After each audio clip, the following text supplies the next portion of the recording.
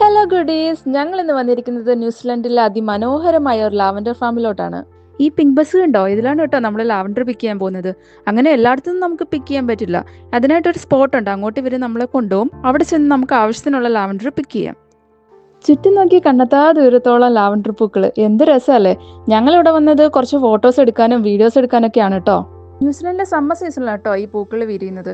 ഇവിടെ ഇത് കാണാൻ വേണ്ടി ഇഷ്ടം പോലെ ആൾക്കാർ വന്നു പോകാറുണ്ട്.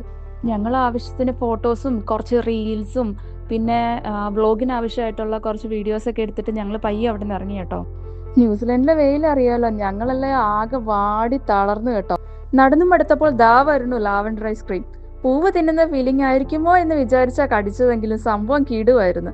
വെയിലത്ത് നടന്നു വാടി ഞങ്ങൾക്ക് അതൊരു വലിയ ആശ്വാസമായിരുന്നു. ഇവിടെ ഐസ്ക്രീം മാത്രമല്ല കേട്ടോ കിട്ടുന്നത്, ലാവൻഡർ കൊണ്ടുണ്ടാക്കിയ ഓയിലും പെർഫ്യൂമും ഒക്കെ കിട്ടും. ഞങ്ങൾ പക്ഷേ ഐസ്ക്രീം മാത്രമേ ട്രൈ ചെയ്തുള്ളൂ. ആകെ മൊത്തം പറഞ്ഞാൽ നല്ലൊരു വൈബായിരുന്നു കേട്ടോ. പിന്നെ കുറച്ച് വെയിലും ഉണ്ടെങ്കിലും സംഭവം അടിപൊളിയായിരുന്നു.